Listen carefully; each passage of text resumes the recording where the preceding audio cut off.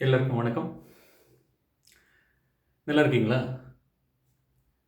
இன்னைக்கு எபிசோடில் நாம் ரொம்ப முக்கியமான நம்மளுடைய வாழ்க்கைக்கே மிக மிக அவசியமான ஒவ்வொரு முக்கியமான ஸ்டேஜ்லேயும் நாம் எடுக்க போகிற வாழ்க்கையில் நாம் எடுக்க போகிற முடிவுகளை எந்த அடிப்படையில் எடுக்கணும், எந்த பேசிஸில் நாம் அந்த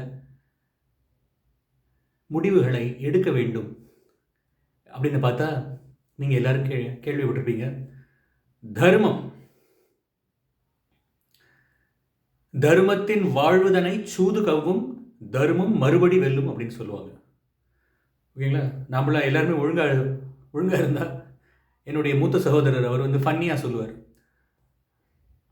அதர்மத்தின் வாழ்வுதனை தர்மம் கவ்வும், அதர்மம் மறுபடி தோற்கும் அப்படிம்பார்.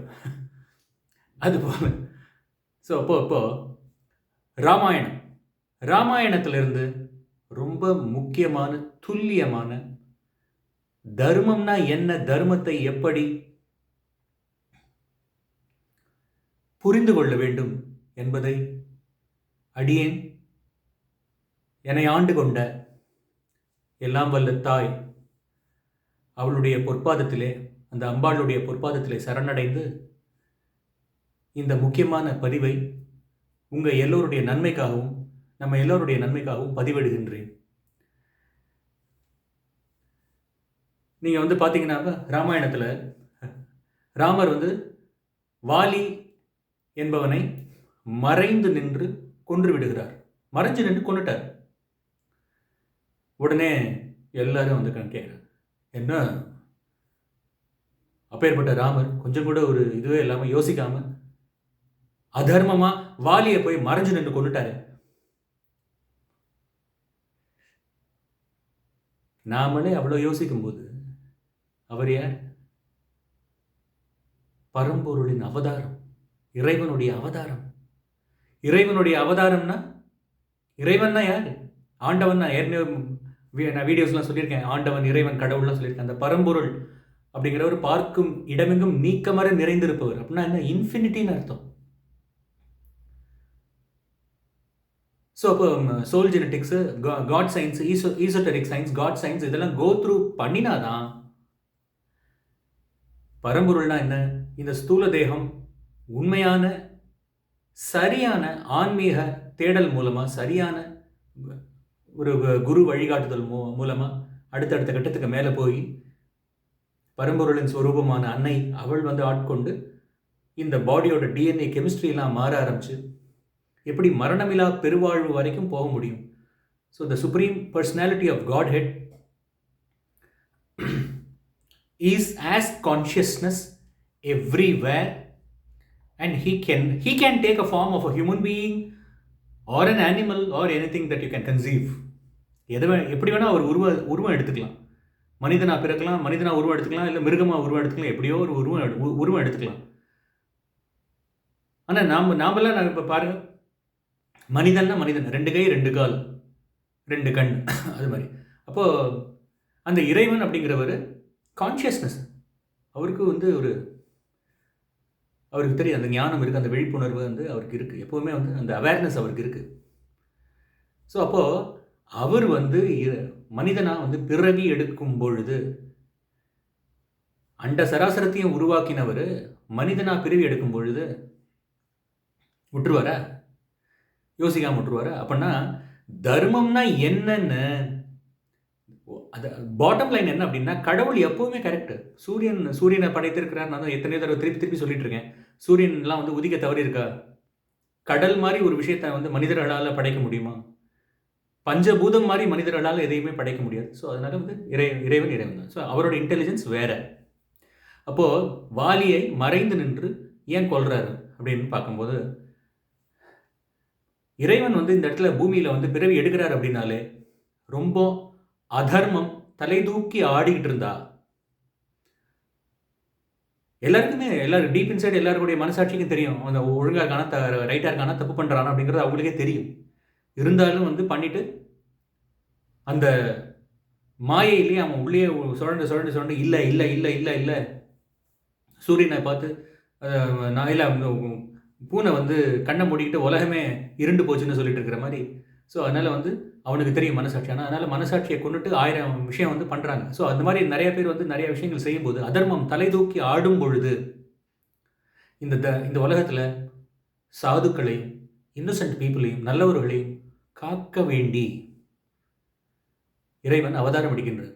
அப்படி எடுக்கும் பொழுது பாட்டம் லைன் என்ன? நல்லவர்களையும் இன்னோசென்ட் பீப்புளையும் காத்து தர்மத்தை நிலைநாட்டுவது தான் பாட்டம் லைன். அதுக்கு என்ன வழிகள் இருக்குங்கிறது தான் பார்க்கறது தான் அப்ரோச். அப்படி பண்ணும் பொழுது ராமர் அவதாரமாக எடுக்கும் பொழுது அவதாரமாக அவர் வந்து வரும்போது அவருக்கு உதவி செய்யறதுக்கு சுக்ரீவன் அப்படின்னு வாலியோட தம்பி அவர் வந்து நீர் ரூபத்தில் அவர் வரார், வாயு ரூபத்தில் ஆஞ்சநேயர் வரார். இந்த மாதிரி ஒவ்வொருத்தரும் ஒரு ரூபத்தில் வராங்க. அப்போ அதில் வந்து அக்னி ரூபத்தில் வந்தவன் தான் இந்த வாலி. அப்படி வந்த இந்த வாலி தான் வந்த வேலையை மறந்து போய்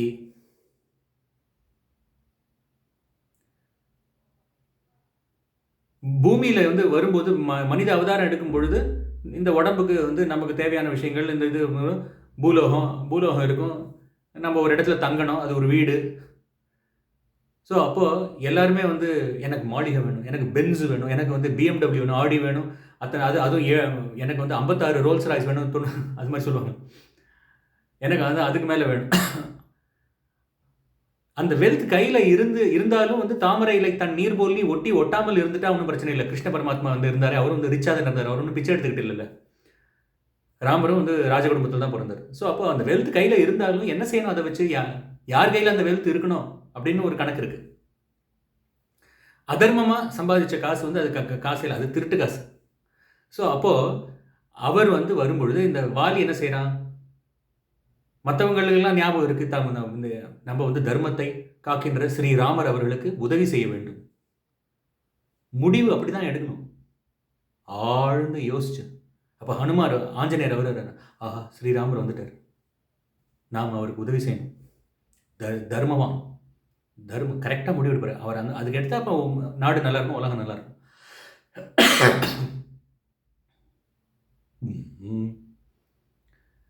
அப்போது இந்த வாலி என்ன பண்ணுறான், அவனுக்கு பவர், ஒரே சக்தி. அந்த சக்தி எதுக்கு கொடுத்துருக்காங்கன்னே அவனுக்கு வந்து மறந்து போச்சு.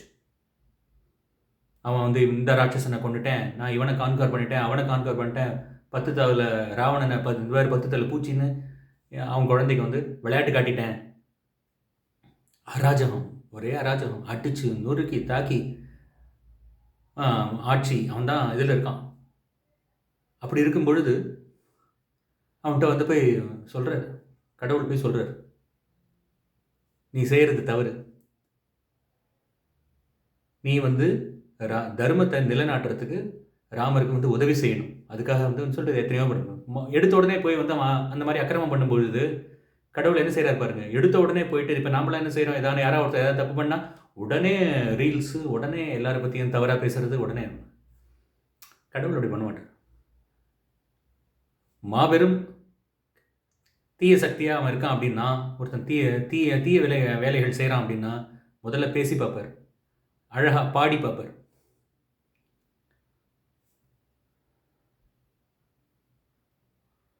சாம பேத தான தண்ட சர்வதர்மான் பரித்யஜ்ய மாம் ஏகம் சரணம் व्रज. ஸோ இதாங்க பாடிப்பார். இது வந்து பகவத்கீதாலன்னு ஒரு ஸ்லோகம். ஸோ அழகாக பாடுவார், டேய் நான் தான், அதனால் வந்து தர்மம்னா என்னென்னு புரிஞ்சுக்கோ, அழகாக இருக்குது, இது மாதிரி கண்ணா ராஜா இந்த மாதிரிலாம் தப்பு பண்ணாத, ஒழுங்காரு அப்படின்னு சொல்லி பார்ப்பார். முதல்ல எவ்வளோ பெரிய மோசமான தவறு வந்து ஒருத்தன் இழைக்கிறான் அப்படின்னா கூட அவன்கிட்ட சொல்லி பார்ப்பார். அது கொஞ்ச நாள் போயிட்டுருக்கும் அப்படியே. அதுக்கு அவன் மசியலை கேட்கலை அப்படின்னா அடுத்தது என்ன, பேத. இப்போ அவனுக்கு தெரிஞ்சவங்கெல்லாம் யார், அவங்கள விட்டு அவனுக்கு வந்து புத்திமதி சொல்லுவார், பேசி பார்ப்பார். இந்த மாதிரி செய்யக்கூடாதுன்னு இது பேசி நேரடியாக பேசுறது, அதுக்கும் மசியலை. அது வந்து கொஞ்ச நாள் இதெல்லாம் கொஞ்ச நாள் போயிட்டுருக்கும். அதுக்கடுத்து 3வது வருவார், தான. சரி இவன் ஏன் இப்படி பண்ணுறான், இவனுக்கு நியாயமாக ஏதாவது கோரிக்கை இருக்கா, மறுபடியும் நீங்கள் நல்லா கேட்கணும். நியாயமான கோரிக்கை. நியாயம்னா என்ன அப்படின்னு கடவுளுக்கு தான் தெரியும். ஒவ்வொரு கேஸ்லையும் அது இண்டிவிஜுவல். அது நியாயம்னா என்னன்னு சொல்லிட்டு நீங்களாம் வந்து அழுதுட்டு இப்படி பண்ணிட்டாரே கடவுள், வாலியை இந்த ராமர் அநியாயமாக கொண்டுட்டாரு நீ சொல்லிட்ட காலி ஆயிடுமா? எல்லாம் அதெல்லாம் நடக்காது. உங்களுடைய இப்போ என்ன அப்போ நீ சொல்கிற இப்போ ராமர் வந்து வாலியை கொண்டுட்டாருன்னா மறைஞ்சிட்டு கொண்டது தவறு அப்படின்னா இன்னைக்கு உலகமே இருக்கக்கூடாது. ஆனால் இருக்கு. கடவுள் தப்பு பண்ண மாட்டார். அப்போ நீ தான் ஆராயணும். கடவுள் எல்லாம் ஆராய்ஞ்சு கரெக்டாக பண்ணிட்டார், எல்லாத்தையும் படித்து பக்கம் வச்சுட்டார். நீ இன்னும் கடவுளையும் அடையலை, உன்னையும் அடையலை, எது ரைட்டு தப்பு அப்படின்னு சொல்லிட்டு. ஆனால் இன்னைக்கு ஏதோ ஒன்று பிடிச்சிட்டு இருக்க, அது கரெக்டாக இருக்கணும். எங்கேயாவது தப்பாயிட போகிறது நம்ம வாழ்க்கையை நம்மளை வந்து காலி பண்ணிட போகிறாங்களே அப்படின்னு வந்து நீ என்ன செய்ய ஏதான ஒன்று பண்ணுறீங்க. ஸோ அப்போது பேத தான அவனுக்கு உண்மையாக நியாயமான கோரிக்கை ஏதானு இருக்கா அப்படின்னு பார்க்குறாங்க. அந்த நியாயமான கோரிக்கை அநியாயமாக அவன் 1000 கோரிக்கை வச்சுருப்பான், அதெல்லாம் எடுக்க மாட்டான். நியாயமாக ஏதாவது கோரிக்கை இருக்கா இருந்தால் அதை கொடுத்து பார்ப்பார் முதல்ல. அதுக்காக மசியறாங்க. அதுக்கும் இதெல்லாம் கொஞ்ச நாள் போயிட்டு அது நியாயமான கோரிக்கை, அவனுக்கு ஏதாவது தேவை, நீடு எதானே இருந்ததுன்னா அதை கொடுத்து பார்த்து அதுக்கும் அவன் மசியவில்லை, கேட்கவில்லை, அதுக்கப்புறமும் மாறல அவன் அப்படின்னா கடைசியில் தண்டம். சாம பேத தான தண்டம். தண்டம்னா என்னது? Baton of punishment, baton of judgement. Punishment கொடுக்க ஆரம்பிச்சிருவார். ஸோ அப்போ பனிஷ்மெண்ட்டு எந்த டிகிரியில் கொடுக்கணும் அப்படின்னு கடவுளுக்கு தெரியும். யார் யார் என்னென்ன தப்பு பண்ணியிருக்காங்களோ அந்த தப்புக்கு ஏற்ற எந்த நமக்கு தெரிஞ்சது 3 டைமென்ஷன், இப்போ பிளாஸ்மா வந்துடுச்சு 4வது டைமென்ஷன் அப்படிங்கிறாங்க, அப்புறம் 5th டைமென்ஷன். மொத்தம் கடவுளுக்கு தெரிஞ்சது 64 டைமென்ஷன்ஸ். ஏன்னா நமக்கு தெரிஞ்சது ஃபிசிக்காலிட்டி மட்டும்தானே. நம்ம இப்போ பார்க்குற நம்ம சயின்டிஸ்ட் எல்லாம் வந்து சொல்கிறது கூடிய வந்து அவங்க இந்த கண்ணால் பார்த்தா தான் நாங்கள் நம்புவோம் அப்படிங்கிற மாதிரி. ஸோ அப்போது அவங்களால வந்து ஃபிசிக்காலிட்டி, சயின்டிஸ்ட்டு கூட கடவுளுக்கு நம்ம மற்றவனுங்கெல்லாம் வந்து இப்படி தெரிஞ்சிட்ருக்காங்க. ஸோ அப்போ வந்து ஃபிசிக்காலிட்டி நம்ம டேஞ்சிபிளாக எதாவது பார்த்தா தான் நமக்கு வந்து தெரியுது. ஸோ அது ஒரு அந்த டைமென்ஷனை வச்சு அதை வச்சு எவ்வளோ டைமென்ஷன், 3 டைமென்ஷன் தான் கண்டுபிடிச்சிருக்காங்க இல்லையா. ஆனால் இந்த உடலுக்கெல்லாம் தாண்டின எத்தனையோ உடல்கள் இருக்குது, எத்தனையோ லோகங்கள் இருக்குது, எத்தனையோ விஷயங்கள் இருக்குது. அதுக்குண்டான டைமென்ஷன் என்னன்னு அங்கே போகும்போது தான் உங்களுக்கு தெரியும், அதை உணரும்போது தான் தெரியும். உணர்வறிய மெய்ஞானத்தை அடையும் போது தான் குரு முகாந்திரமாக சென்று அன்னையால் ஆட்கொள்ளப்பட்டு மகாமேரு தத்துவமான சிவசக்தி எங்கே இருக்காங்க அப்படின்னு சொல்லிட்டு அதோடைய அந்த பிந்து அதோட. ஸோ அது வந்து நம்மளுடைய இது உள்ளே இருக்குது. ஸோ இந்த தத்துவத்தெல்லாம் உணர்ந்தால் தான் அது புரியும். ஸோ அப்போது தண்டனை பனிஷ்மெண்ட். இப்போ யார் யார் எந்தெந்த டிகிரியில் தப்பு செஞ்சுருக்காங்க அப்படின்னு அதை பார்த்து அந்த டைமென்ஷன் 64 டைமென்ஷன்லேயும் ஒரு சிசிடிவி கேமராலாம் அவர் போட்டு பார்ப்பார்.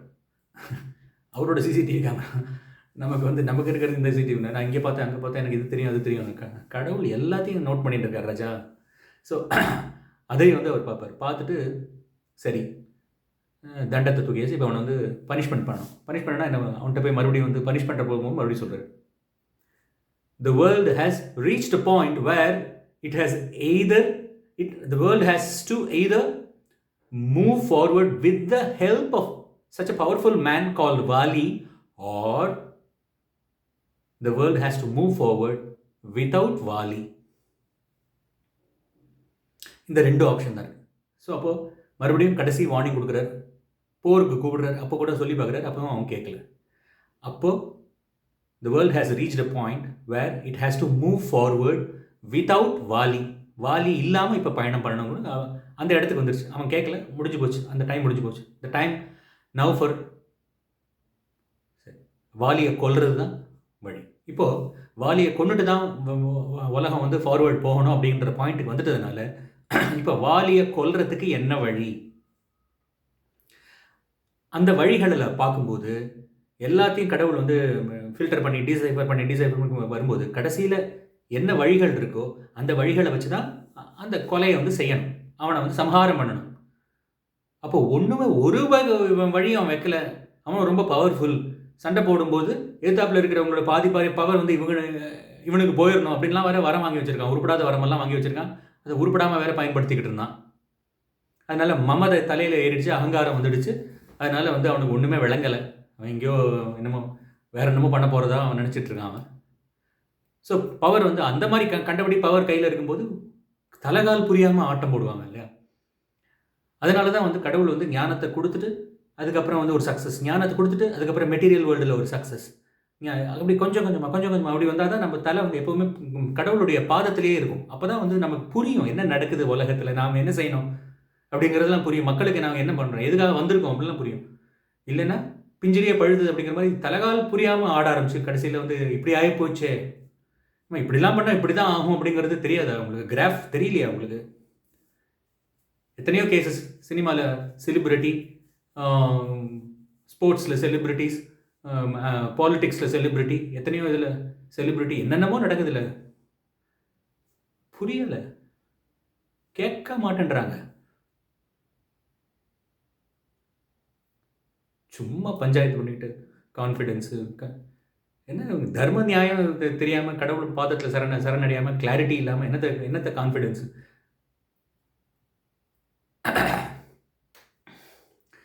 ஸோ அப்போது கடைசியில் ஒரு பாயிண்டில் வந்த உடனே இந்த வாலியை வந்து கொல்றதுக்கு எல்லா வழிகளையும் விட்டுட்டு அன்றைக்கி தேதிக்கு உலகத்தோட நன்மைக்காக வாலி இல்லாமல் பயணம் செய்யணும். அப்போ அந்த வாலியை வந்து கொல்லணும், சம்ஹாரம் செய்யணும். அப்போ கடைசியாக மிஞ்சின வழி என்ன அப்படின்னா, அவனை எப்படியும் கொல்ல முடியாது, மறைஞ்சு நின்று தான் கொல்லணும், சதி செஞ்சு தான் கொல்லணும். அப்படின்னா உலகத்தோட நன்மைக்கு அன்னைக்கு தேதிக்கு அது ஒன்று தான் வழி அப்படின்னா அதையும் கடவுள் செய்வார்.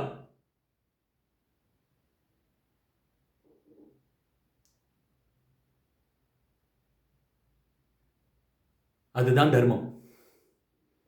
அந்த கேஸ்ல அதுதான் தர்மம். நீங்க வா, வாக்குவாதத்தை கூட வா, நான் சொல்றேன். அன்னை அருளால் என்னை ஆட்கொண்டு என்னுள்ளே இறங்கி என் நாவிலிருந்து பேசும் அன்னை அருளால் சொல்றேன், நான் நல்வழிப்படுங்க, ஒழுங்கா இருங்க. எதுக்கு அப்போ புரியுதா? அப்போ ஸோ வாலியை வந்து அது மாதிரி மறைந்து நின்று கொண்டதுக்கு அப்புறம் இப்போ நான் சொன்ன இந்த விஷயத்த விலாவரியா ராமர் வாலிகிட்ட சொன்னார். அப்புறம் அவனுக்கு விளங்கிருச்சு, ரியலைஸ் பண்ணுறான், கையெடுத்து வணங்குறான், அப்புறம் இறக்குறான். இங்கே உலகத்தில் தெரிஞ்சிட்டு இருக்கிற எத்தனையோ வாலிகளுக்கு இன்னும் புரியல, அது பார்த்துக்கிட்டு இருக்கிற எத்தனையோ பேருக்கு அது இன்னும் புரியல. இன்னும் வந்து ராமர் ஏன் அப்படி செஞ்சாருன்னு கேட்டுக்கிட்டு இருக்கான். தர்மம் பற்றி இவனுக்கு புரிஞ்ச மாதிரி.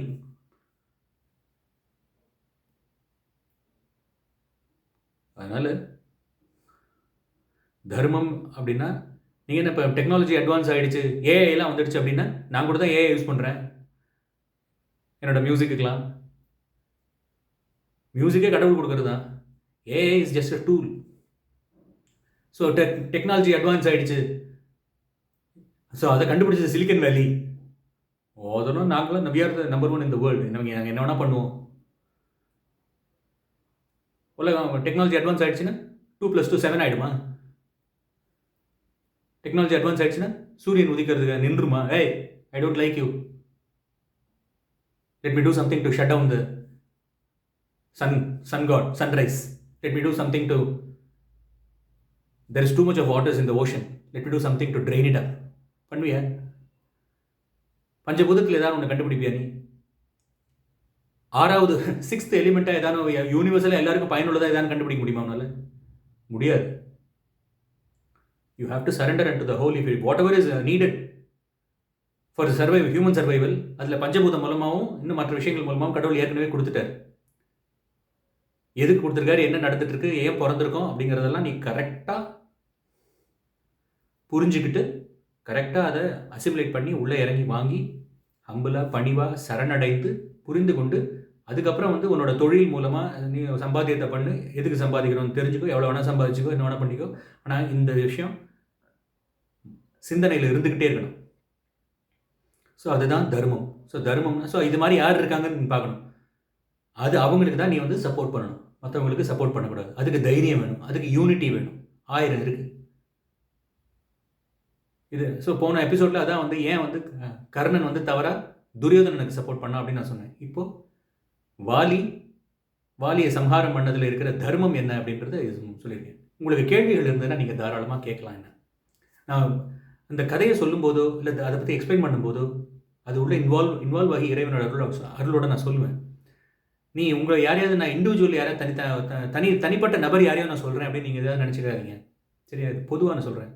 ஏன்னா கோவத்தோடு தான் சொல்லணும். அழுக சோகமாக தான் இருக்கணும். சிரிப்பு வந்து சிரிச்சிடணும். உலகம் மாதிரி யாரோ வெஸ்டர்ன் ஆத்தர் ஏதாவது எழுதிட்டாங்க அப்படிங்கிறது, இல்லை இந்தியன் ஆத்தர் ஏதாவது எழுதிட்டாங்க அப்படிங்கிறதுனால நான் வந்து அப்படிலாம் வந்து இதுக்கு கோவம் வரும்போது கோவத்தை அடக்கிக்கிட்டு, சிரிப்பு வரும்போது சிரிப்பை அடக்கிக்கிட்டு இப்படிலாம் இருக்கக்கூடாது. B natural.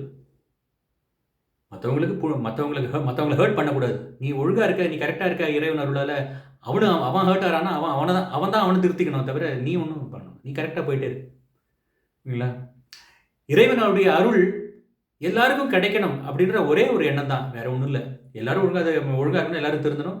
ஒரு ஆளுக்கு லிபரேஷன் கிடைச்சிருச்சு, மோட்சம் கிடைச்சிருச்சுனாலே எவ்வளவு பெரிய விஷயம். லோகா சமஸ்தா சுகினோ பவந்து. அன்பும் அருளும் எங்கும் நிலை கட்டும். ஓம் சாந்தி சாந்தி சாந்தி.